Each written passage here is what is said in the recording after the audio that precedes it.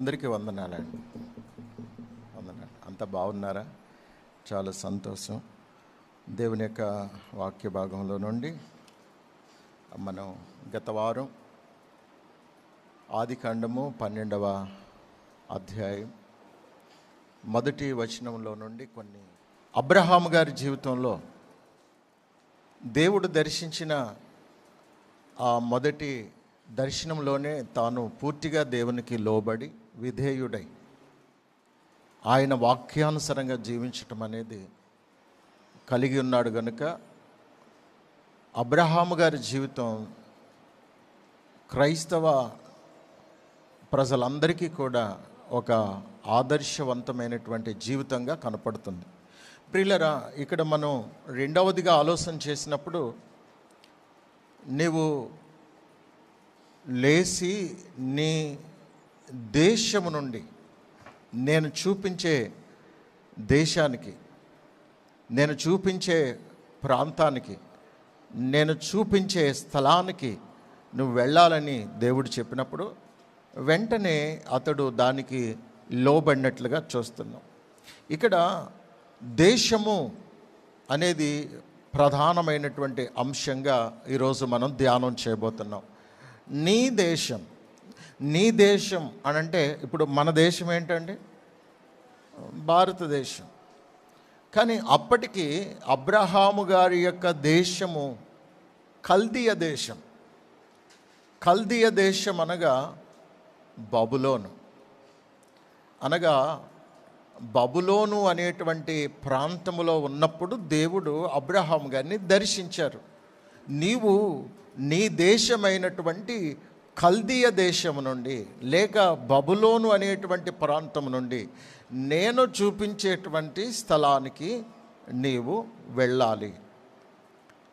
ఇక్కడ బబులోను అనేటువంటి ఈ ప్రాంతమును గురించి మనం ఆలోచన చేసినప్పుడు బబులోను చాలా భయంకరమైనటువంటి మూర్ఖపు దేశం.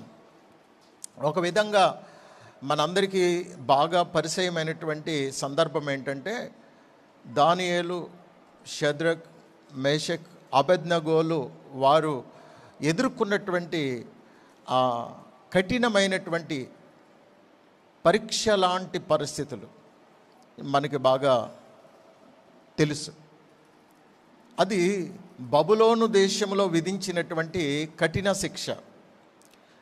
ఈ బబులోనులో రాజు వారికి దేవుడు అన్నమాట. రాజే దేవుడు. దేవుడు సంగతి ప్రక్కన పెడితే రాజు యొక్క మనసు ఎలా ఉంటుంది అని, దేవుని కంటే నేనే ఎక్కువ. రాజే దేవుడు. అందుకే రాజుని వారు ఎంత పొగిడారంటే, రాజా మీరు మాకు ఒక దేవుడిగా కనిపిస్తున్నారు. అందుకు మేమేమనుకుంటున్నామంటే ఒక 4 రోజులు మా తనివి తీరా తృప్తిగా ఇక దేవునికి కానీ ఏ దేవతలకు కానీ మేము కనీసం ఓ నమస్కారం కూడా పెట్టకుండా మీకు మాత్రమే మేము నమస్కరించి దేవుని స్థానాన్ని మీకు ఆపాదించాలి అనేటువంటి మనసు మాకు వచ్చింది. ఇది మా ఒక్కరిది కాదు, మొత్తం దేశమంతా కూడా మేమందరం అనుకుంటున్నాం. అలా మీరు మాకు ఎలా కనపడుతున్నారంటే దేవుళ్ళలా కనపడుతున్నారు. అందుకు దేవుని స్థానాన్ని మీకు ఆపాదిస్తూ దేవుని స్థానాన్ని మీకు మాత్రమే చెందాలని మేము అనుకున్నాం. ఈ 4 రోజులు మాత్రం దేవుని స్థానాన్ని మీరు ఆక్రమించాలి అన్నట్టుగా చెప్పినప్పుడు రాజుకి ఎలా ఉంటుంది చెప్పండి? ఆహా, నేనే దేవుణ్ణా? ఓరు బాబు, నా మనసులో కూడా ఉన్నది అదే. సరే అయితే రండి, నన్ను మొక్కండి అని చెప్పి రాజు దానికి అంగీకరించాడు. కానీ దానికి దానియేలు అంగీకరించలేదు. నా ప్రాణాలు పోయినా నేను ఆ పని చేయను. దేవుడు దేవుడే. మనిషి దేవుడు ఎలా అవుతాడు? ఒకవేళ నువ్వు రాజై ఉండొచ్చు, నీకు అధికారం ఉండొచ్చు, నువ్వు గొప్పవాడవై ఉండొచ్చు, కానీ దేవుడు కాలేవు. దేవుడు దేవుడే. దేవుని స్థానాన్ని ఆక్రమించడానికి మనిషి ఏపాటివాడు. ఏదో విధంగా దానియేలు గారిని ఇరికించే ప్రయత్నం చేయడానికి వారు పన్నిన పన్నాగం, రాజుగారి మీద చూపించే కపట ప్రేమ. ఇంతకే రాజుని దేవుణ్ణి చేసేసి దేవుణ్ణి గణపరిచినట్టుగా రాజుని గణపరిచేయాలనేటువంటి ఉద్దేశం అయితే కాదు. వారి యొక్క పన్నాగం వేరే. దానియేలుని ఏదో విధంగా చంపేయాలి. ఎందుకంటే దానియేలు ఉన్నంతకాలం మనం ఎదగలేము. దానియేలుని ఏదో విధంగా అంతమొందించాలి, అందుకొరకు మనము ఎంతటికైనా తెగించాలి అని అనుకున్నారు. వారు అనుకున్నట్టుగా ప్లాన్ సక్సెస్ అయింది. కానీ రాజు ఇలాంటి సందర్భంలో ఏమనాలి అని అంటే, మీకు అభిమానం ఉంటే ఉండుగాక, నేను దేవుని స్థానాన్ని ఆక్రమించే మూర్ఖుణ్ణైతే కాదు. దేవుడు దేవుడే. దేవునికి చెందవలసినటువంటి ప్రార్థనలు, దేవునికి చెందవలసినటువంటి ఆరాధనలు, దేవునికి చెందవలసినటువంటి మొక్కులు, దేవునికి చెందవలసిన నమస్కారాలు, దేవునికి చెందవలసినటువంటి దండాలు అన్నీ ఆయనకే చెందాలి.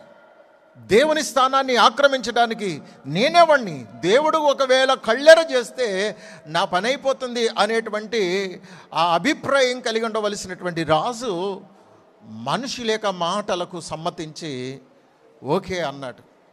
ప్రియులరా, ఇక్కడ బబులోను అనగా ఒక విధంగా చెప్పాలంటే మనిషినే దేవుడిగా చేసేటువంటి దేశం అది.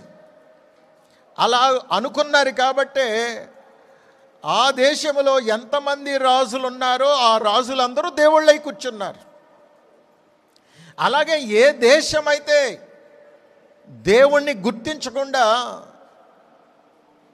గుడ్డిగా ప్రవర్తిస్తుందో ఆ దేశము మనుషుల్ని దేవుళ్ళుగా చేస్తుంది. ఏ దేశమైతే మనిషిని దేవుణ్ణి చేసి దేవుని స్థానాన్ని ఆక్రమించిందో ఆ దేశము దేవుని దృష్టికి కోపం పుట్టిస్తుంది. అందుకే మనము మనుషుల్ని దేవుళ్ళుగా ఎప్పుడు కూడా పిలవకూడదు, అలా పలకూడదు. అందుకే చాలామంది మనుషులు దేవుళ్ళు అయిపోతున్నారు, నాయకులు దేవుళ్ళు అయిపోతున్నారు. నాయకుల్ని దేవుళ్ళు చేయకూడదు, అభిమానం ఉండొచ్చు. కానీ అభిమానం కాస్త దేవుని స్థానాన్ని ఆక్రమిస్తే దేవుడు ఊరుకోడు. అందుకే మనము బుద్ధిహీనంగా మనిషిని దేవుడు అనకూడదు. దేవుడు దేవుడే, మనిషి మనిషే. కాబట్టి మన నమ్మకం ఏదైనా కావచ్చు, మన నమ్మకాలను బట్టి అనేక దేవుళ్ళని సృష్టించకూడదు. దేవుడు ఒక్కడే. ఆ ఒక్కడై ఉన్న దేవుడు ఎవరో అన్వేషించాలి తప్ప అందరూ దేవుళ్ళే అనేటువంటి మూర్ఖత్వంలోకి మనం వెళ్ళిపోకూడదు. అందుకే అలాంటి అనేక దేవుళ్ళని సృష్టించినటువంటి అబ్రహాము తండ్రి అయినటువంటి తెరహు కానీ, ఆ తరువాత ఆ వృత్తిని ఎన్నుకున్నటువంటి అబ్రహాము కానీ అనేకమైనటువంటి దేవుళ్ళని చేసి ఆ దేవుళ్ళని అమ్ముకునేటువంటి వృత్తి చేస్తున్నటువంటి కుటుంబం ఇది. అలాంటి కుటుంబంని దేవుడు దర్శించాడు. అబ్రహాం, అనేక దేవుళ్ళని సృష్టించేటువంటి నీకు అసలు దేవుడు ఎవరో తెలుసా? నీవు ఒక బొమ్మల్ని తయారు చేసి దేవుళ్ళుగా అమ్ముతున్నావే, ఇది ఎంత అన్యాయమో, ఎంత దుర్మార్గమో. దేవుడు దేవుడే కదా. ఇదిగో నేనే దేవుణ్ణి, నేను తప్ప వేరొక దేవుడు లేడు అని దైవస్వరముతో మాట్లాడినటువంటి దేవుని దర్శనానికి ఒక్కసారి షాక్ అయ్యాడు అబ్రహాము. అరే, ఇంతకాలం నుండి నేను ఇన్ని విగ్రహాలు చేసి అమ్ముతున్నానే, వీటిలో ఏ ఒక్కరు కూడా నాతో మాట్లాడిన సందర్భాలు లేవు. కానీ ఈయన ఎవరో నాకు తెలియదు, ఆయన రూపమేంటో నాకు తెలియదు. ఈయన మాట్లాడే మాట నేను చేసినటువంటి వీటిలో ఏ రూపానికి చెందినదై ఉంటుందో అని చెప్పి అబ్రహాం గారు, నేను చేసిన దేవుళ్ళందరిలో నువ్వు ఏ దేవుడివి? నేను చాలా పేర్లు పెట్టాను, ఈ పేరులో ఏ పేరు కలిగిన దేవుడు నువ్వు చెప్పు. 1 2 3 4 5 మొత్తం వరుసగా పెట్టి ఈ దేవుడివా, ఈ దేవుడివా, ఈ దేవుడివా, ఈ దేవుడివా అని వరుసగా పెట్టి అతను దేవుడు అని సృజించుకొని ఓ రూపం ఏర్పాటు చేసుకున్నటువంటి ఆ ప్రతి విధమైనటువంటి రూపాన్ని అడుగుతున్నాడు. ఈ దేవునివా, ఈ దేవునివా, ఈ దేవునివా అని అందరినీ వరుస పెట్టి అడుగుతూ ఉంటే దేవుడు అన్నాడు, వీటిలో ఏ రూపము నాది కాదు. నేను ఆత్మస్వరూపిని, ఆత్మస్వరూపినైనా నాకు ఒక రూపం లేదు నాయన. నేను మాట్లాడే దేవుణ్ణి అంతే. నేను ఉన్నాను, మాట్లాడుతున్నాను. నేను మాట్లాడటం నీకు కావాలి. నాకంటే ముందుగా నీతో ఎవరు మాట్లాడలేదు, నా తరువాత కూడా నీతో ఎవరు మాట్లాడరు. ఎందుకంటే నేను మాట్లాడే జీవము గల దేవుణ్ణి, అదృశ్యుడైనటువంటి దేవుణ్ణి. కాబట్టి నీవు నన్ను నమ్మితే గనక నేను నిన్ను ఓ గొప్ప జనంగా చేస్తాను. నీ ద్వారా అసలు దేవుడంటే ఏంటో లోకానికి నేను కనుపరుచుకోవాలనుకుంటున్నాను. నేను నిన్ను ప్రేమిస్తున్నాను. దేవుడు అనేటువంటి ఒక అంశానికి నువ్వు ప్రాధాన్యతనిచ్చి దైవత్వాన్ని గణపరచాలనుకున్నావు గనుక ఇదిగో దేవుడంటే ఏమిటో, ఏమై ఉన్నారో నీ ద్వారా నేను ప్రత్యక్షపరుచుకోవాలనుకుంటున్నాను. నేను చెప్పింది చేస్తావా అని అంటే అబ్రహాం అన్నాడు, ఓ ఎస్, ఇంతవరకు నిజంగానే నాతో ఎవరూ మాట్లాడలేదు. నువ్వు దేవుడు అంటున్నావు గనుక, నీవు చెప్పింది నన్ను చెయ్యాలంటున్నావు గనుక, దేవుడే నాతో మాట్లాడుతున్నప్పుడు ఆ దేవుని కంటే నాకు ఇక ముఖ్యమైనది ఏముంటుందయ్యా? నువ్వు మాట్లాడేది ఏదైనా నేను నమ్ముతున్నాను, నువ్వు చేయమన్నది ఏదైనా నేను చేస్తాను అన్నాడు. సరే, నువ్వు లేచి నీ దేశము నుండి నీవు నేను చూపించే ప్రాంతానికి, దేశానికి వెళ్ళాలి అన్నాడు. ఎందుకు దేవుడు ఆ దేశాన్ని నుంచి వెళ్ళమన్నాడంటే అప్పుడు ఆ దేశంలో ఎలాంటి పరిస్థితులు ఉన్నాయి? రాజు ఏమంటున్నాడు? నేను చెప్పిందే వేదం, నేనే దేవుణ్ణి అని కూర్చున్నాడు. రెండవది, ఆ ప్రాంతంలో ఒకవేళ రాజు చెప్పింది చెయ్యకపోతే గనక సావటం ఒక్కటే పరిష్కారం. రాజు చెప్పింది చేస్తావా, చస్తావా? బ్రతకాలంటే రాజు చెప్పింది చెయ్యాలి, చెయ్యనంటే సావాలి. ఇప్పుడు దానియేలు గారు ఏమన్నారంటే బబులోను దేశంలో, నేను దేవుణ్ణి ఎంతో గణపరుస్తున్నాను, ఆ దేవుని స్థానంలో మనిషిని గణపరచమంటే నేను అలా చేయలేను. మరి చస్తావా? ఎస్, దేవుని కొరకు అవసరమైతే సావడానికైనా సిద్ధం. దేవుడే లేకపోతే నేను లేను. నన్ను సృజించింది దేవుడు, ఆ సృజించిన దేవుణ్ణి గణపరుస్తాను. అందుకొరకు అవసరమైతే చనిపోవడానికైనా నేను సిద్ధమే అనేటువంటి ఒక సమర్పణతో తన జీవితాన్ని కొనసాగిస్తున్నాడు. ఇప్పుడు దేవునికి ప్రార్థన చేసినందుకు అతన్ని సింహాలకు ఆహారంగా వేసేసేటువంటి ఒక చట్టాన్ని రూపించారు. అందుకొరకు అతడు 100% సిద్ధపడిపోయాడు. ఒకవేళ నిజంగా ప్రార్థన చేయటమే నేరం అనుకుంటే, దేవుణ్ణి గణపరచటమే పాపం అనుకుంటే, దేవుణ్ణి ఆరాధించటమే ఒకవేళ నేను చేసిన తప్పైతే, అందుకొరకు నేను నా ప్రాణాలైనా అర్పిస్తాను అని దేవుణ్ణి ఎంతగానో ప్రేమించి గణపరిచి దేవుని సన్నిధిలో ప్రార్థించటానికి అందరూ భయపడి రాజును మాత్రమే గణపరుస్తున్నటువంటి సమయంలో సహితం తాను రాజుకి నమస్కరించక దేవునికి ప్రార్థన మాత్రమే చేస్తూ రోజులు గడుపుతున్నాడు. అయితే కుట్రదారులు, అసలు పన్నాగం, అతడు ప్రార్థన చేయకుండా ఉండలేడు, దేవుణ్ణి ఆరాధన చేయకుండా ఉండలేడు, దేవుణ్ణి మొక్కకుండా ఉండలేడు కనుక అలాంటి సమయంలో అతన్ని గూర్చి మనము రాజుకి తెలియజేసి అతన్ని ఏ ఒక్కరికి డౌట్ రాకుండా చట్టపరంగా అతడు చనిపోయినట్లుగా మన చేతికి మట్టి అంటుకోకుండా అతన్ని ఫినిష్ చేసేద్దాం అనుకున్నారు. అయితే ఏ దేవుణ్ణైతే, ఏ నిజ దేవుణ్ణైతే, ఏ సృష్టికర్త అయిన దేవుణ్ణైతే అతడు గణపరిచాడో, ఏ దేవునికైతే అతడు ప్రార్థన చేశాడో, ఏ దేవుణ్ణైతే అతడు ఆరాధించాడో ఆ దేవుడే సింహాల నోర్లను సహితం ముయించి ఆ భక్తుని దానియేలు గారిని దేవుడు బ్రతికించాడు. ఆమేన్. దేవునికి మహిమ కలుగునుగాక. చూడండి, మనిషిని గణపరచకపోతే, మనిషిని దేవుని స్థానంలో పెట్టకపోతే ఆ రాజు చంపటానికైనా వెనుకాడడు. అలాంటి దేశంలో ఇప్పుడు అబ్రహాము గారు ఉన్నారు.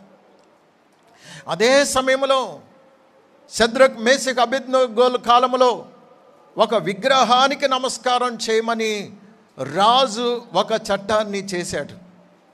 ఆ విగ్రహానికి ఒకవేళ వారు నమస్కరించకపోతే వారిని తీసుకుని వెళ్ళి అగ్నిగుండంలో పడవేయడం అనేది ఒక చట్టం. అది కూడా బబులోను దేశంలోనే. అనగా బబులోను దేశం ఎంత భయంకరమైంది అని అంటే, రాజు చెప్పిన దానికి ఏ పౌరుడైనా ఒకవేళ లోబడకపోతే వాడు అతి క్రూరంగా సావలసిందే. రాజు చెప్పింది చెయ్యకపోతే గనక అతడు ఏమాత్రం కూడా ఆ దేశంలో బ్రతికి బట్టకట్టడం ఏమాత్రం కూడా సాధ్యమయ్యే పని కాదు. మరి అలాంటి దేశములో అబ్రహాము గారు నివసిస్తున్నప్పుడు రాజే దేవుడని, విగ్రహమే దేవుడని ఆ బానిస బ్రతకడం దేవునికి ఇష్టం లేదు. నేనే దేవుణ్ణి, నన్ను ఆరాధించాలి గనుక నీవు ఆ దేశములో నుండి బయటికి వస్తేనే కానీ నీవు నన్ను స్వేచ్ఛగా ఆరాధించలేవు గనుక నీవు ఈ దేశము నుండి బయటికి రా అని దేవుడు ఆజ్ఞాపించాడు. బాగా అర్థం చేసుకోండి. బబులోను దేశము దేవుని స్థానాన్ని ఆక్రమించిన దేశము. బబులోను దేశము గర్వాతిశయముతో నిండినటువంటి దేశము. చూడండి, బెల్షాజర్ను గురించి మనం ఆలోచన చేసినప్పుడు నెబుకద్నెజరు తర్వాత వచ్చినటువంటి రాజు దేవుని మందిరములో ఉన్న ఉపకరణముల చేత అతడు త్రాగి విందు చేసుకుని వాటిని అపవిత్రపరిచి ఆ దేవుణ్ణి హేళన చేశాడు. అందుకు దేవుడు ఒక మానవ హస్తము గోడ మీద మెనే టేకిల్ ఉపార్సిన్ అనేటువంటి ఒక చేవ్రాత గోడ మీద రాయటం చూసి ఆ రాజు భయపడి దీని యొక్క భావం ఏంటి అని అడిగినప్పుడు దానియేలు గారికి దేవుడు బయలుపరిచినటువంటి భావాన్ని రాజుకి ధైర్యంగా చెప్పినప్పుడు అతడు గుండె పగిలి చచ్చాడు. అనగా దేవుని పరిశుద్ధమైన ఉపకరణములను సహితం ఆ దేశం అపవిత్రపరుస్తుంది. ఆ రాజుకి ఎటువంటి గర్వం అంటే దేవుని స్థానాన్ని ఆక్రమించటమే కాదు, దేవుని స్థానాన్ని ఒక విగ్రహానికి ఆపాదించటమే కాదు, దేవుని పరిశుద్ధమైనటువంటి ఉపకరణములను సహితం అపవిత్రపరిచి వాటిని దుర్వినియోగం చేయటానికి కూడా గర్వాతిశయముతో మూర్ఖుడై ప్రవర్తించేటువంటి దేశం అది. దేవునిగా గణపరచకుండా ఆ దేవుణ్ణి తక్కువ చేసే దేశం అది. నా జీవితంలో ఏ విషయంలో అయితే దేవుణ్ణి తక్కువ చేస్తున్నామో, దేవుణ్ణి ప్రక్కన పెడుతున్నామో ఆయా ప్రతి పరిస్థితి కూడా నీ గర్వానికి సాదృశ్యంగా ఉంది. దేవుని స్థానాన్ని ఆక్రమించి దేవునికి కోపం పుట్టించే ఏ దేశమైనా అది విశ్వాసఘాతకమైన దేశము కనుక ఆ దేశమునకు నేను శిక్ష విధిస్తాను. ఆకాశాన్ని బంధిస్తాను, వర్షము కురవదు. భూమిని శపిస్తాను, భూమి పండదు. తెగులును పుట్టిస్తాను, ప్రజలందరూ నాశనం అవుతారు అనేటువంటి విషయాన్ని దేవుడు ఖచ్చితంగా చెప్పాడు. గనుక బబులోను దేశము భయంకరమైనటువంటి మూర్ఖపు దేశం. దేవునికి అవకాశం ఇవ్వదు, దేవునికి స్థానం ఇవ్వదు, దేవుని గణపరచదు, దేవుణ్ణి ఏ విషయంలో కూడా హెచ్చించకుండా దేవుడంటే ఏమైనా పెద్ద గొప్ప అనేటట్టుగా ఉండేటువంటి అతి భయంకరమైన మూర్ఖపు దేశం. అలాంటి దేశం నుండి బయటకు రమ్మని దేవుడు అబ్రహాము గారితో మాట్లాడినప్పుడు ఆ దేశము నుండి బయలుదేరినట్లుగా చూస్తున్నాం. దేశం అంటే మరొక విధంగా ఒక సాంప్రదాయ సిద్ధమైనటువంటి లోక మర్యాదను, అందరూ ఒకే పద్ధతి, ఒకే ఆచారం, ఒకే కట్టుబాటులో ఉండేటువంటి స్థితిని సూచిస్తూ ఉంది. ఒక దేశానికి ఒక్కొక్క కట్టడం ఉంటుంది, ఒక దేశానికి ఒక ఆచారాలు ఉంటాయి, ఒక దేశానికి ఒక మర్యాద ఉంటుంది. ఆ దేశ మర్యాద చెప్పిన ప్రజలందరూ పాటిస్తూ ఉంటారు. లేకపోతే ఆ దేశ ఆజ్ఞలు, ఆ దేశ కట్టడలు, ఆ దేశ చట్టం ఒప్పుకోదు. నువ్వు ఈ దేశంలో ఉండాలంటే ఈ దేశానికి అనుగుణంగా, ఈ చట్టానికి అనుకూలంగా నువ్వు జీవించాలి. లేదంటే గనక నువ్వు మరణపాత్రుడవు, మరణపాత్రురాలవని ఖచ్చితంగా కఠినమైన శిక్షలు విధించేటువంటి దేశాలు ఉన్నాయి. అదేవిధంగా నీవు ఏ దేశంలో ఉన్నా ఆ దేశం యొక్క పద్ధతుల ప్రకారము జీవిస్తూ వాక్యానికి విరుద్ధంగా జీవిస్తున్నట్టుగా నీకు అనిపిస్తే నీవు నీ దేశాన్ని, వాటి యొక్క ప్రభావాన్ని నీ మీద ఏమాత్రం కూడా ఏలుబడి చేయకుండా, వాటికి బానిస బ్రతకకుండా, సృష్టికర్త అయిన దేవుడు, సర్వమానవాళిని సృజించిన దేవుడు ఏదైతే చెప్తున్నారో అలాగూ నువ్వు జీవించగలిగితే నువ్వు ఎక్కడున్నా, ఏ ప్రాంతంలో ఉన్నా, ఏ దేశంలో ఉన్నా అక్కడ దేవుడు నిన్ను తప్పకుండా రక్షించగలడు. ఒకవేళ అక్కడ నేను ఉండటం దేవునికి విరుద్ధము అని అనుకుంటే ఒక క్షణము కూడా అలాంటి ప్రాంతములో, అలాంటి స్థలములో ఉండడానికి వీల్లేదు. దేవునికి ఎక్కడైతే స్థానము లేదో, దేవుణ్ణి ఎక్కడైతే ఆరాధించనటువంటి ఆంక్షలు ఉంటాయో అక్కడ ఒక క్షణము కూడా ఉండొద్దు. నువ్వు ఏ దేశంలో ఉన్నా, ఏ రాష్ట్రంలో ఉన్నా, ఏ ప్రాంతంలో ఉన్నా నీకు దేవుడు ముఖ్యం. దేవుణ్ణి గణపరచని నీవు దేవునికి కోపం పుట్టిస్తున్నావు గనుక అలాంటి పరిస్థితులు నీవు కొని తెచ్చుకోకుండా వెంటనే నువ్వు స్వేచ్ఛగా దేవుణ్ణి ఆరాధించడానికి, దేవుణ్ణి గణపరచడానికి నిజ దేవుడైనటువంటి యేసుక్రీస్తు ప్రభుల వారిని నీవు సమీపించాలి. ఏది నీకు ఆటంకం కాకూడదు. నీ ఉద్యోగం, నీ వ్యాపారం, నీ చేతి పని, నీ యొక్క పరిస్థితులు ఏవైనా ఏవి కూడా నీవు దేవుణ్ణి ఆరాధించకుండా అడ్డుపడేవిగా ఉండకూడదు. అలా అడ్డుపడితే గనక వేటినైనా నువ్వు విడిచిపెట్టాలి. అందుకొరకు నీవు ఎప్పుడైతే ఒక స్థిరమైన తీర్మానం చేసుకోగలుగుతావో దేవుణ్ణి గణపరుస్తావు గనక దేవుణ్ణి గణపరిచే వారిని దేవుడు గణపరుస్తాను అని చెప్పాడు. అలా దేవుణ్ణి గణపరచని నీ జీవితం అసలు బ్రతికే కాదు. అందుకే బబులోను దేశములో అతడు స్వేచ్ఛగా జీవించలేను గనుక దేవునికి నేను ఏమాత్రము కూడా అవకాశం ఇవ్వలేని పరిస్థితులు, ఇక్కడ ఆంక్షలు ఉన్నాయి గనుక ఆ దేవుని కొరకు నేను స్థిరపడిపోయిన ఈ దేశం నుండి దేవుడు చూపించే ప్రాంతానికి వెళ్ళాలని విధేయుడై దేవుని మాటను అనుసరించి అడుగులు ముందుకు వేశాడు.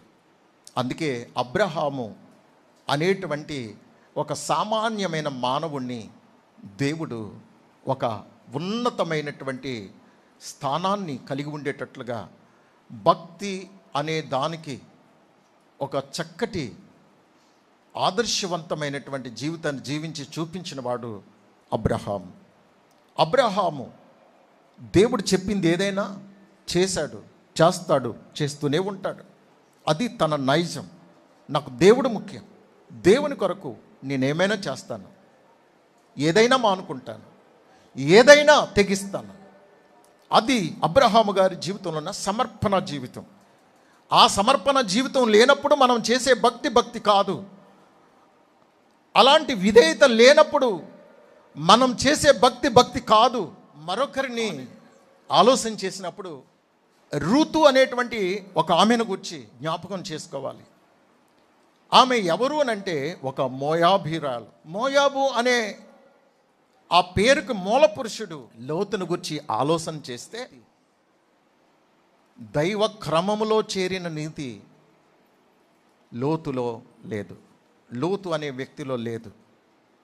ఈ లోతు అనే వ్యక్తి అబ్రహాము యొక్క సోదరిని కుమారుడు.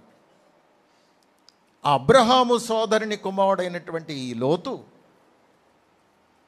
తన తల్లిదండ్రులు లేనివాడై ఉన్నప్పుడు అబ్రహాము దగ్గరకు తీసుకుని ఆదరించి లోతుని ఎంతో ప్రేమించి ఓ చక్కటి జీవితాన్ని అతడుకు చూపించి ఏ విషయంలో కూడా అతడు ఇబ్బంది పడే పరిస్థితి లేకుండా లోతుకు ఒక బ్రతుకు తెరువు మార్గాన్ని చూపించినవాడు. ఒక మాటలో చెప్పాలంటే అబ్రహాము లోతును తనంతటి వాడుగా చేశాడు. లోతును తను ఎప్పుడు కూడా తక్కువ చేయలేదు, తొక్కేయాలనే ప్రయత్నం చేయలేదు. నాతో సమానంగా ఎదగాలి అనుకున్నాడు. అలాంటి అబ్రహాము గారు ఒక రోజున లోతుకు ఒక విషయాన్ని ఖచ్చితంగా చెప్పారు. ఏమనంటే, లోతు, నీతో ఒక ముఖ్యమైన విషయం మాట్లాడాలి. ఇప్పటి వరకు మనం కలిసి ఉన్నాం, నీకు నాకు సరిసగం చేశాను ఆల్రెడీ. ఏ విషయంలో నిన్ను తక్కువ చేయకూడదని నాతో సమానంగా చూసుకుంటున్నాను. అయితే పరిస్థితి చూస్తే రోజు రోజుకి కొంచెం అది ముదిరిపోతూ ఉంది కనుక నేను ఒక నిర్ణయానికి వచ్చాను. అదేమంటే, నీవు నేను కొంచెం దూరంగా ఉండి ప్రేమగా ఉందాం. దూరంగా ఉండి ప్రేమగా ఉందాం. నువ్వు ఎటు వెళ్తానంటే ఆ సాహిష్ నీకు ఇస్తున్నాను. నువ్వు కుడివైపుకి వెళ్తే నేను ఎడంవైపుకి వెళ్తాను, నువ్వు ఎడంవైపుకి వెళ్ళావనుకో కుడివైపుకి నేను వెళ్తాను. నీ పశువుల కాపర్లు నా పశువుల కాపర్లు కొంచెం గొడవ పడుతున్నట్టుగా తెలిసింది, నా దృష్టికి వచ్చింది. అది మనం బంధువులం కనుక ఇలా కొట్లాట ఆడుకుంటే అన్యజనులకి లోకువా, మనం లోకంలో నుంచి ప్రత్యేకించబడడానికి దేవుడు పిలిచారు, నీ ఇష్టం. సరే, తను ఒక ప్రాంతాన్ని సెలెక్ట్ చేసుకున్నాడు. అది సొదొమ గొమొర ప్రాంతం. అది చూడటానికి చాలా దేవుని తోట వలె కంటికి ఇంపుగా, పచ్చగా, సస్యశ్యామలంగా, చాలా అందంగా డెవలప్ చెందిన ఏరియాగా తను చూశాడు. సరే పెదనాన్న, నేను సొదొమ గొమొర వైపు బాగుంది, నాకు అటు వెళ్తాను. ఇప్పుడు తాను ఎంచుకున్నటువంటి ప్రాంతం ఎలాంటిదంటే దేవుని దృష్టికి ఘోరమైన పాపము చేసినటువంటి ప్రాంతం. అలాంటి ప్రాంతాన్ని ఎన్నుకున్నాడు. నేను ఇక్కడ ఏమంటానంటే, బహుశా అబ్రహాం గారు చెప్పుంటారు, నువ్వు ఎటైనా వెళ్ళుగానే అటు వెళ్ళొద్దు, ఆ ప్రాంతం మంచిది కాదు, అక్కడ ప్రజలు మంచివారు కాదు, ఈ సరౌండింగ్ ఏరియాలో ఎక్కడ ఎలాంటి పరిస్థితులు ఉన్నాయని నాకు తెలుసు, ప్లీజ్ నువ్వు అలా వెళ్ళొద్దు లోతు అని అంటే నేను బాగుపడడం నీకు ఇష్టం లేదు, నేను బాగుపడడం నీకు ఇష్టం లేదు, నువ్వు అసూయపరుడివి, వెళ్ళమన్నవాడువి నువ్వే, వెళ్తానంటే వద్దనేవాడు నువ్వే. అది కాదురా, అక్కడ తప్పించి నువ్వు కొంచెం అటు ఇటు ఎక్కడైనా వెళ్ళు అని మంచి డెవలప్ ఏరియా అది. నిజమే, అన్నిట్లో డెవలప్ అయిపోయింది, దుర్మార్గంలోనూ చెడుగులోనూ అన్నిటిలో కూడా డెవలప్ అయిపోయింది, అందుకే వద్దంటున్నాడు రా అని అసలు నా మీద పెత్తనం చెలాయించడానికి నువ్వు ఎవడవే, నా ఇష్టం అని తెగదెంపులు చేసుకుని వెళ్ళిపోయాయి. జరిగినటువంటి పరిస్థితులు, సంఘటనలు తర్వాత చాలా తారుమారైపోయినాయి. ఆ ప్రాంతాన్ని శత్రు దేశాలు వచ్చి సెరగొని తీసుకొని పోయినప్పుడు సొదొమ గొమొర రాజులు ఓడిపోయి తమపై జయించినటువంటి రాజుల చేత వారు సెరగొని పోయినప్పుడు అబ్రహాం గారే వెళ్ళి వారిని విడిపించి తీసుకుని వచ్చారు. ఆ తర్వాత మరలా దేవుడు ఆ ప్రాంతాన్ని నాశనం చేస్తున్నప్పుడు అబ్రహాము గారి ప్రార్థన విన్న దేవుడు అతన్ని తప్పించి ఓ క్షేమకరమైనటువంటి స్థలానికి వెళ్ళమంటే నేను అక్కడికి వెళ్ళను, నాకు నచ్చిన స్థలానికి వెళ్తానని అక్కడికి వెళ్ళాడు. అక్కడ జరిగిన పరిస్థితి, ఒక గుహలో ఉండవలసిన పరిస్థితి ఏర్పడింది. అక్కడ చుట్టూ ఎవరు లేరు. లోతు భార్య ఉప్పు స్తంభం అయిపోవడం, దేవుడు వెనక్కి తిరగొద్దంటే వెనక్కి తిరిగి ఉప్పు స్తంభం అయిపోవటం, ఇదంతా జరిగిన తర్వాత ఇప్పుడు తను తన ఇద్దరు కుమార్తెలు ఒక గుహలో ఉన్న సందర్భంలో ఒక రోజున కుమార్తెలు ఇద్దరూ ఆలోచించుకుంటున్నటువంటి ఆలోచన, ఆ పెద్ద కుమార్తె అంటున్న మాట, సర్వలోక మర్యాద చొప్పున మనతో పోవుటకు లేక మనలను వివాహం చేసుకొనుటకు ఏ పురుషుడు లేడు అనే స్టేట్మెంట్ ఇచ్చిందండి. ఇది చాలా విచారకరమైన సంగతి.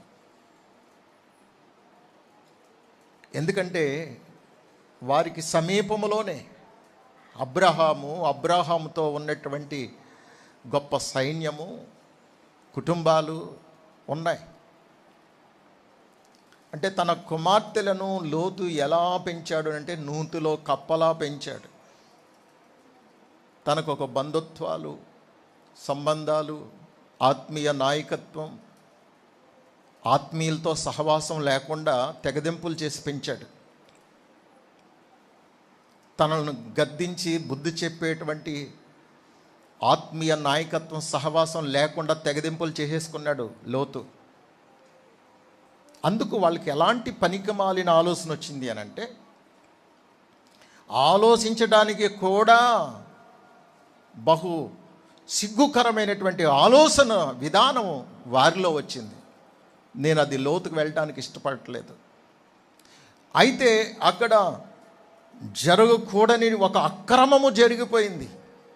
వాక్యం ఏం చెబుతుందంటే, అక్రమము విస్తరించుట చేత అనేకుల ప్రేమ సల్లారును.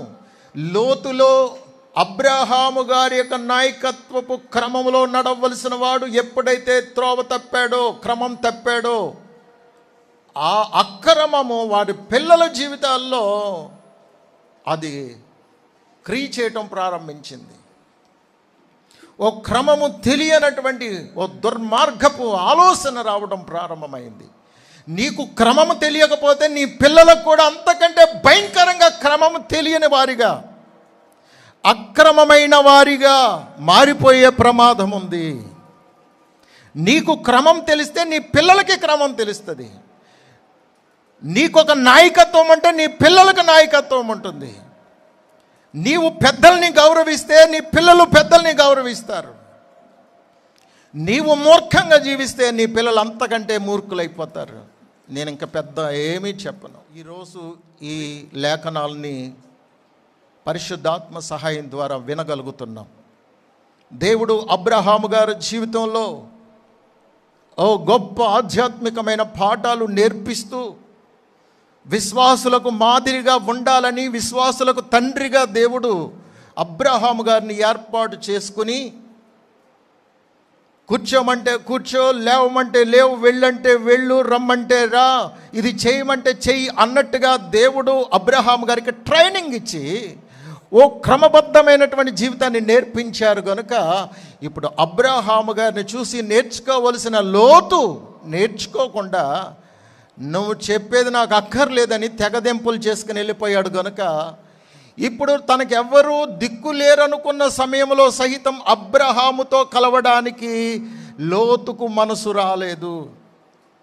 నీవెప్పుడైతే ఒక ఆత్మీయ సహవాసాన్ని తెంచుకుంటావో అది నీకు చాలా నష్టాన్ని చేస్తుంది అనే విషయం నీకు అర్థమయ్యేటప్పటికి జీవితం సగం నాశనం అయిపోద్ది. అందుకే మనల్ని ప్రేమించి, మనల్ని సరిచేసి, మనలను బాగు చేయాలనేటువంటి ఉద్దేశంతో ఎవరైనా ఒక మంచి మాట చెప్తే అది మనకు బాధ కలిగినా దాన్ని స్వీకరించి గౌరవించి లోబడగలిగితే నువ్వు దీవించబడతావు, ఆశీర్వదించబడతావు, చరిత్రలో నిలిచిపోతావు. లేదంటే చరిత్రహీనులమైపోవడం ఖాయం. మనము చరిత్రలో నిలిచిపోయేటువంటి ఒక ఆధ్యాత్మికమైనటువంటి ఎదుగుదలను ఆకాంక్షిస్తే తప్పకుండా మనం దీవించబడతాం. శాపగ్రస్తమైన స్థితి నుండి మనం విడిపించబడతాం. దేవుడు అబ్రహాముని దేశం నుంచి విడిసి రమ్మన్నప్పుడు విడిసి వచ్చాడు. అలాగే ఇప్పుడు ఇదంతా నేను లోతు గురించి ఎందుకు చెప్పుకొచ్చానంటే, అదంతా చెప్పుకురాకపోతే రూతు జీవితం మీకు అర్థం కాదు. ఇప్పుడు రూతు మోయాబు దేశంలో ఉంది. ఈ మోయాబు ఎలా వచ్చాడంటే ఒక అక్రమమైనటువంటి రీతిలో జన్మించినవాడు, ఒక అక్రమమైన ఆలోచన, ఒక క్రమము లేని ఆలోచనలోంచి పుట్టినవాడు మోయాబు. అలాంటి మోయాబు దేశం విచ్చలవిడిగా ఓ క్రమము లేని దేశంగా, ఒక దేవుడు లేని దేశంగా, ఒక పరిశుద్ధత నీతి లేని దేశంగా పాడైపోయింది. అక్కడ ఆ దేశంలో ఎంత చెడ్డగా జీవించిన అడిగేవాడు ఎవ్వరూ ఉండరు. అశ్లీలత, వ్యభిచారం, అక్రమం, విచ్చలవిడితనం ఆ దేశానికి పెట్టింది పేరు. ఆ దేశంలో బాగా డబ్బు ఉంటుంది, డబ్బుకు తగ్గ లగ్జరీ జీవితం ఉంటుంది. లగ్జరీ జీవితానికి సంబంధించినటువంటి అపవిత్రత కూడా అంతే సమానంగా ఉంటుంది. అలాంటి దేశానికి బెత్లహేములో, అనగా ఇజ్రాయేలు దేశంలో ఉన్నటువంటి బెత్లహేము అనే ప్రాంతం నుండి వీళ్ళకి కొంచెం కరువు వచ్చిందని ప్రక్కన ఉన్నటువంటి మోయాబు దేశానికి వెళ్ళారు. మోయాబు దేశానికి వెళ్ళి ఏమైనా బాగుపడ్డారంటే ఆర్థికంగా సితికిపోయారు, ఆత్మీయంగా సితికిపోయారు. వాళ్ళకు ఒక ఆరాధన లేదు, దేవుడు లేడు, దైవ సేవకుడు లేడు, ఒక సహవాసం లేదు. భ్రష్టులైపోయారు. కనుక దేవుని కోపం ఆ యజమాని మీదకి వచ్చింది, పెద్ద కుమారుడి మీదకి వచ్చింది, చిన్న కుమారుడి మీదకి వచ్చింది. ముగ్గురు చచ్చిపోయారు. ఎందుకు చచ్చిపోయారు అనంటే దేవుని కోపము ఆ కుటుంబం మీదకి వచ్చింది. విచ్చలవిడితనం వలన వారికి నష్టం కలిగింది. చూడండి, స్త్రీలు చచ్చిపోలేదు, పురుషులే చనిపోయారు అక్కడ. వాస్తవంగా ఒక వ్యభిచారం వలన స్త్రీ కంటే స్పీడ్గా పురుషునికి ఎఫెక్ట్ అవుతుంది. ఎందుకంటే స్త్రీకి నెలసరి ఆగిపోయే వరకు రక్తం ఎప్పటికప్పుడు ఫ్రెష్ అవుతూ ఉంటుంది. కనుక స్త్రీకి త్వరగా ఎఫెక్ట్ అవ్వదు. స్త్రీ కంటే పురుషునికి ఎక్కువ బలంగా వ్యభిచారం వలన వచ్చేటువంటి ఆ క్రిములు వారిని బలహీనపరిచి నాశనం చేస్తాయి, రోగగ్రస్తులుగా, వ్యాధిగ్రస్తులుగా చేస్తాయి. ప్రియులారా, ఇక్కడ మనము బాగా ఆలోచన చేసినప్పుడు దేవుడు లేని చోట నువ్వు ఎందుకు ఉండాలి? ఆరాధన లేని చోట నువ్వు ఎందుకు ఉండాలి? సహవాసం లేని చోట నువ్వు ఎందుకు ఉండాలి? దేవుని భయం అంటే లేని చోట నువ్వు ఎందుకు ఉండాలి? పాపం పెంచి పెరిగిపోతున్నటువంటి స్థలంలో నువ్వు ఎందుకు ఉండాలి? దానికి నువ్వు ఎందుకు బానిస కావాలి?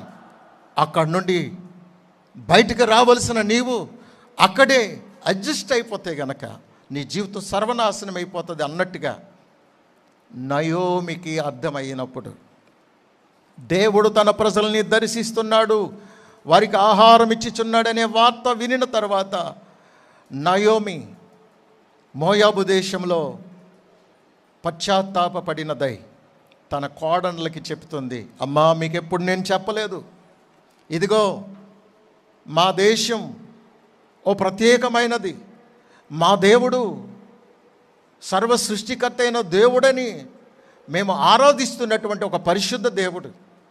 మాకు అక్కడ ఆజ్ఞలు, కట్టడలు, విధులు, క్రమం, ఓ నీతి, నిబద్ధత, ఇవన్నీ మాకు క్రమం ఉంటుంది, ఓ క్రమశిక్షణ ఉంటుంది.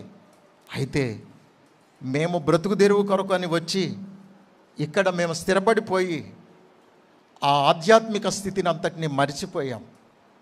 మాకు దేవుడు లేడు. ఇక్కడికి వచ్చిన తర్వాత ఓ భక్తి లేదు, ఒక ఆరాధన లేదు, ఓ దైవజనుడు లేడు, ఓ సహవాసం లేదు. పరిశుద్ధత లేదు, నీతి లేదు, ఓ క్రమం లేదు, అన్నిటిలో నాశనం అయిపోయి భ్రష్టులం అయిపోయాం తల్లి. నాకు ఇప్పుడు బుద్ధి వచ్చింది, బాబోయ్ నా దేశం వెళ్ళిపోతాను అని అంటే వాళ్ళు అన్నారు, కోడళ్ళిద్దరూ, అత్తమ్మా నీతో పాటు మేము కూడా వస్తాం, ఆ దేశంలో ఆశీర్వదించబడిన దేశంలో మేము కూడా ఉండాలని అనుకుంటున్నాం అని అంటే, సరే రెండు అన్నది మధ్యలోకి వెళ్ళిన తర్వాత మనసు మారిపోయి అంటది, లేదు లేదమ్మా, మీరు ఎక్కడుంటే మీ అమ్మ నాన్నలు మరలా మీకు రెండో పెళ్లి చేస్తారు, మీరు హాయిగా బ్రతకొచ్చి నాతో వస్తే ముసల్దానికి ఉండటానికి ఇల్లు లేదు, అనుభవించడానికి మనకి ఆస్తులు పాస్తులు అలాంటివి పెద్దగా ఏమీ లేవు, ఏదో కొద్దిపాటిది ఉన్నా అది ఏమైందో తెలియదు, కాబట్టి మీరు ఇక్కడ ఉండటమే మంచిది అని అంటే, ఓ కోళ్ళు అన్నది, మా మంచి అత్తమ్మ నా బంగారు తల్లి అని ఓ ముద్దు పెట్టుకుని వెళ్ళిపోయింది.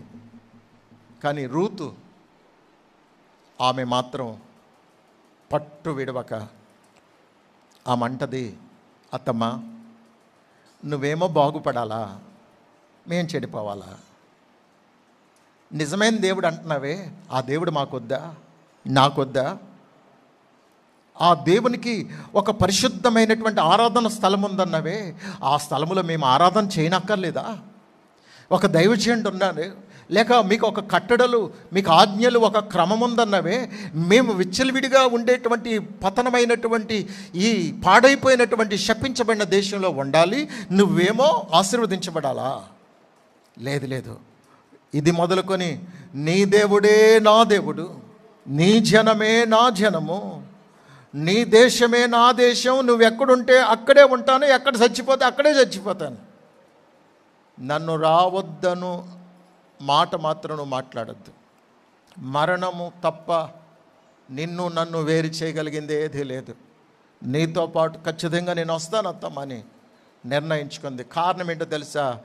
రూతుకి శపించబడిన అపవిత్రమైన దేవుడు లేని, భయభక్తులు లేనటువంటి ఆ దేశములో నశించిపోయే కంటే, ఆ సంస్కృతిలో, అలాంటి నీచమైన సంస్కృతిలో బ్రతికే కంటే ఆ దేశం విడిచిపెట్టి దేవుడు కలిగినటువంటి దేశంలో అడుగు పెట్టాలి, అలాంటి సాంప్రదాయ సిద్ధమైనటువంటి భయభక్తులతో కూడిన ఒక ఏకైక దేవుణ్ణి నేను కలిగి ఉండాలని తెగించి అడుగులు ముందుకు వేసింది కనుక బైబిల్ చరిత్రలో రూతుని దేవుడు గణపరచడం ప్రారంభించాడు. ఆమేన్. యేసుక్రీస్తు ప్రభువారి వంశావళిలో చేర్చడానికి ఇష్టపడ్డారు. ఆమె జీవితం ఆశీర్వాదకరంగా మార్చబడింది. పరిస్థితులన్నీ ఆమెకు అనుకూలంగా దేవుడు మార్చేశాడు.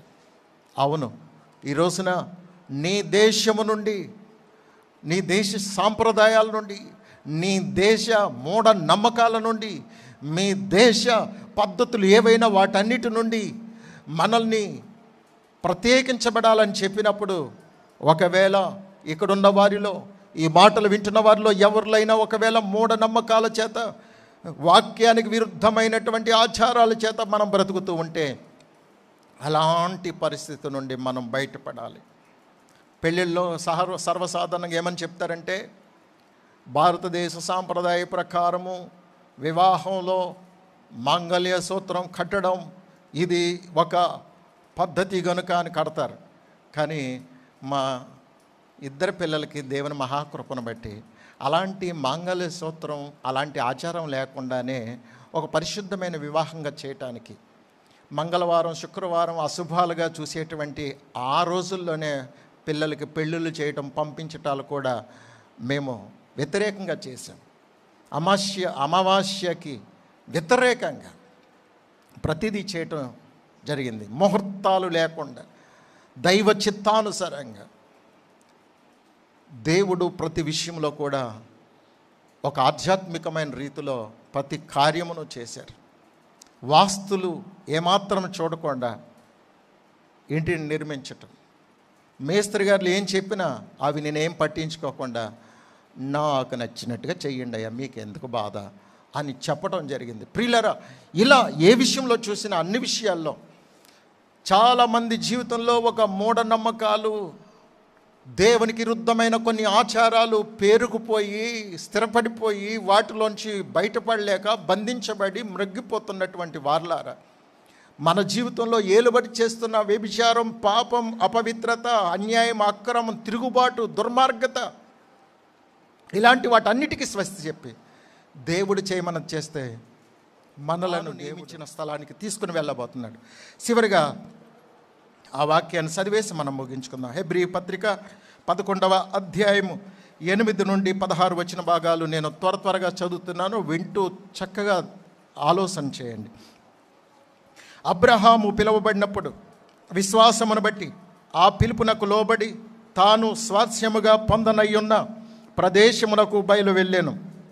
మరియు ఎక్కడికి వెళ్ళవలెనో అది ఎరుగక బయలు వెళ్ళాను. విశ్వాసమును బట్టి అతడును అతనితో ఆ వాగ్దానమునకు సమాన వారసులైన ఇస్సాకు, యాకోబు వారును గుడారములలో నివసించుచు అన్యుల దేశములో ఉన్నట్టుగా వాగ్దత్త దేశములో పరవాసులైరి. ఎలయనగా దేవుడు దేనికి శిల్పియు నిర్మాణకుడినై ఉన్నాడో పునాదులు గల ఆ పట్టణము కొరకు అబ్రహాము ఎదురు చూచుండెను. విశ్వాసమును బట్టి సారాయు వాగ్దానము చేసినవాడు నమ్మదగిన వాడని ఎంచుకొనెను గనుక తాను వయస్సు గతించినదైనను గర్భము ధరించుటకు శక్తి పొందెను. అందుచేత మృతతుల్యుడైన ఆ యొక్కని నుండి సంఖ్యకు ఆకాశ నక్షత్రముల వలెను సముద్ర తీరమందలి లెక్కింప సఖ్యము కాని ఇసుక వలెను సంతానము కలిగెను. వీరందరూ ఆ వాగ్దానముల ఫలము అనుభవింపకపోయినను దూరము నుండి చూసి వందనము చేసి తాము భూమి మీద పరదేశులమును యాత్రికులమునై ఉన్నామని ఒప్పుకొని విశ్వాసము గలవారై మృతి నొందిరి. ఈలాగు చెప్పువారు తమ స్వదేశమును వెదుకుచున్నామని విషదపరుచుచున్నారు కారా? వారు ఏ దేశము నుండి వచ్చిరో ఆ దేశమును జ్ఞాపకమందుంచుకున్న ఎడల మరలా వెళ్ళుటకు వారికి వీలు కలిగియుండును. అయితే వారు మరి శ్రేష్టమైన దేశమును అనగా పరలోక సంబంధమైన దేశమును కోరుచున్నారు. అందుచేత తాను వారి దేవుడనని అనిపించుకొనుటకు దేవుడు వారిని గూర్చి సిగ్గుపడడు. ఎలయనగా ఆయన వారి కొరకు ఒక పట్టణము సిద్ధపరిచి ఉన్నాడు. దేవునికి స్తోత్రం. ప్రియులరా, ఒక శ్రేష్టమైన దేశాన్ని, పరలోకాన్ని దేవుడు మన కొరకు సిద్ధపరిచి ఆ దేశానికి వెళ్ళటానికి అర్హత ఈ దేశంలో, ఈ ప్రాంతంలో, ఈ లోకంలో లోక మర్యాదను అనుసరించకుండా మనము వాక్యానుసారమైన దైవ చిత్తాన్ని ఎరిగిన వారమై దేవునికి ఇష్టమైన రీతిలో వాక్య క్రమంలో జీవించినప్పుడు మనము తప్పకుండా ఆయన సిద్ధపరిచినటువంటి పునాదులు గల పట్టణమైన ఆ పరలోకములో, ఆ నూతన యెరూషలేములో మనం ప్రవేశించబోతున్నాం. అలాంటి సిద్ధపాటు, అలాంటి క్రమము, భయముతో కూడిన ఒక క్రమాన్ని, ఒక వినయ విధేయతలతో కూడినటువంటి దైవ భయముతో కూడిన భక్తిని దేవుడు మనందరికీ నేర్పించి స్థిరపరిచి ఆ నిత్య రాజ్యము కొరకు సిద్ధపరుచునుగాక. ఆమేన్. ప్రార్థన చేసుకుందాం. Thank you lord. Hallelujah, hallelujah. Yesu మీకు స్తోత్రమయ్యా, స్తోత్రమయ్యా, స్తోత్రమయ్యా, స్తోత్రమయ్యా. Thank you lord, thank you father. దయచేసి ఇంతవరకు విన్న ప్రతి సంగతిని దైవ సముఖములో ప్రియులారా మనము పరిశీలన చేసుకుంటూ, నేను ఒకవేళ దేవుని ఘనపరచని వ్యక్తిగా, దేవుడు లేని వ్యక్తిగా, దేవుని క్రమములో కొనసాగని వ్యతిరేకమైనటువంటి తిరుగుబాటు చేసే వ్యక్తిగా ఎక్కడైనా నా క్రియలు ఉన్నాయేమని పరిశీలన చేసుకుందాం. ఓ క్రమము, ఒక ఆధ్యాత్మికమైన క్రమము, ఒక ఆధ్యాత్మికమైన నాయకత్వపు నడిపింపు, ఏది మంచో ఏది చెడో మనకి విమర్శించేటువంటి ఒక ఆధ్యాత్మికమైన విమర్శించే నాయకత్వం మనకు లేనప్పుడు నీకు మంచేదో చెడేదో తెలుసుకునేటువంటి అవకాశం ఉండదు. నిన్ను అందరూ పొగుడుతూ ఉంటే, ఆహా ఓహో అంటే నీలో గర్వం, నీలో మూర్ఖత్వం ఏలుబడి చేస్తూ ఉంటుంది. అదే నీకు తప్పు చేసినప్పుడు ఇది తప్పని చెప్పేవారు ఉంటే సరి చేసుకునే అవకాశం ఉంటుంది. నీకు తప్పని చెప్పేవారు లేనప్పుడు నువ్వు చెడిపోవటానికి 100% నువ్వు పతనమైపోయే ప్రమాదం ఉంది దేవుని బిడ్డ. అందుకే లోతు జీవితం పతనమైపోయింది. తన కుమార్తెల జీవితం చరిత్రహీనంగా మిగిలిపోయింది. అలాంటి దేశంలో శాపగ్రస్తంగా ఉండవలసిన రూతుకి దేవుడిచ్చిన జ్ఞానమును బట్టి, తన అత్త చెప్పినటువంటి శ్రేష్టమైన సంగతులను బట్టి మనసు మార్చుకొని ఏది మంచో, ఏది ఆశీర్వాదమో, ఏది ఉత్తమమో, ఎవరు నిజమైన దేవుడో గ్రహించినదై అందుకొరకు స్థిరమైన విశ్వాసముతో, స్థిర నిశ్చయతతో తాను అనుకున్న స్థలానికి రీచ్ అవ్వగలిగింది. మనము కూడా ఈ భూ సంబంధమైన జీవితాన్ని ఆశించి పరలోక సంబంధమైన జీవితానికి మనం ఏమాత్రము కూడా లోబడకుండా పరలోకాన్ని రీచ్ అవ్వాలంటే అది ఏమాత్రము సాధ్యము కాదు. ఆ పరలోకం కావాలంటే నువ్వు కొన్ని వదులుకోవాలి, విడిచిపెట్టాలి. దేవుడు వద్దన్నది మానాలి, చేయమన్నది చేయాలి. అలా చేయగలిగిన రోజున నీవు సక్సెస్ అవుతావు. ఆ పరలోక సంబంధమైన పునాదులు గల పట్టణంలో నువ్వు ప్రవేశించడానికి అర్హత సంపాదించుకుంటావు. బబులోను అనబడే ఆ భయంకరమైనటువంటి నియంత పాలనలో అబ్రహాము ఉండటానికి ఇష్టపడలేదు. అవును, నిన్నెవరో ఆంక్షలు విధించి నువ్వు ఇలా ఉండాలి అలా ఉండాలని ఒకవేళ దేవునికి విరోధంగా ఒకవేళ నిన్ను ఒక బానిసగా చేసి చూస్తే అది ఏ దేశమైనా, ఏ కుటుంబమైనా, ఏ ప్రాంతమైనా, ఏ వ్యక్తి జీవితమైనా అందులో మ్రగ్గిపోవద్దు దేవుని బిడ్డ. దేవునితో మాట్లాడుతున్నాడు.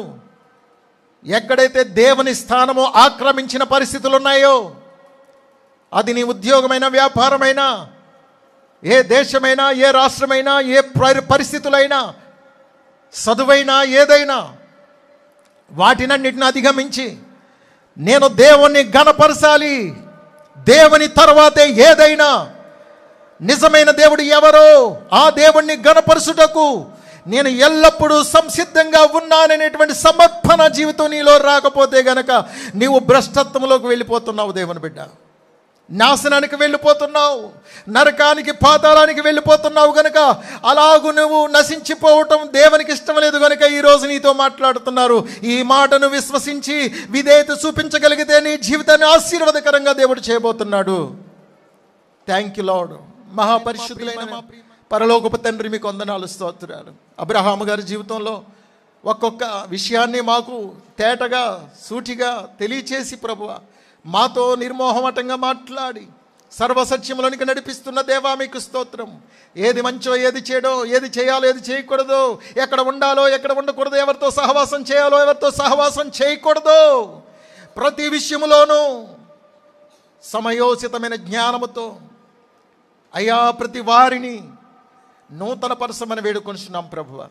తామున్న స్థితిలో మ్రగ్గిపోయి, తామున్న స్థితిలో బంధకాల చేత బంధించబడినటువంటి స్థితి ఎవరి జీవితంలో అయితే ఏలబడి చేస్తుందో ప్రభువా, అలాంటి పరిస్థితిలో మీరు లేని స్థలములో ఎంత మాత్రము రాజీ పడకుండా ప్రభువా వాటిని అధిగమించి మిమ్మల్ని గణపరచడానికి ప్రతి ఒక్కరిలో ఆధ్యాత్మికమైనటువంటి రోషాన్ని, ఆసక్తిని, అత్యాసక్తిని పుట్టించండి ప్రభువా. మీ ఘనమైన కార్యాలు చేయండి ప్రభువా. విత్తబడిన వాక్యానికి ముద్ర వేయండి. కూడొచ్చిన బిడ్డలందరినీ దీవించి ఆశీర్వదించండి. సహవాసానంతటిని సహవాసంలో కొనసాగుచున్న ప్రతి ఒక్కరిని భయముతోనూ వణుకుతోనూ తమ స్వంత రక్షణ కొనసాగించుకునేటట్లుగా ప్రతి ఒక్కరిని ఆయుత్తపరిచి మీరు అక్కడికి మీ రాజ్యానికి సిద్ధపరచమని మా ప్రభువును ప్రియరక్షకులైన యేసయ్య పరిశుద్ధ నామను బట్టి ప్రార్థించి మనవులన్నీ పొంది ఉన్నామని నమ్మొచ్చిన నమ్మకమైన తండ్రి గారు. ఆమేన్. మన పరమ తండ్రి అయిన దేవుని ప్రేమ, కుమారులైన యేసుక్రీస్తు వారి యొక్క మహాకృప, ఆదరణకర్త అయిన పరిశుద్ధాత్మ యొక్క అన్యోన్య సహవాసం, సమాధానం, నిత్య కాపుదల, భద్రత ఇప్పుడెప్పుడు ఎల్లప్పుడు ఇక్కడ ఉన్న వారితోనూ లోకంలో ఉన్న పరిశుద్ధులందరితో సదా ఆయన కృప తోడైయుండును గాక. ఆమేన్. యేసు వారి రక్తమే జయం, ప్రవేశు వారి రక్తమే జయం, ప్రవేశుక్రీస్తు వారి యొక్క నామమునకు సంపూర్ణ జయము కలుగును గాక. అపవాది క్రియలకు సర్వనాశనం. యేసయ్యా మీ నామమునకే జయము కలుగును గాక. ఆమేన్, ఆమేన్, ఆమేన్. అందరికీ వందనాలు.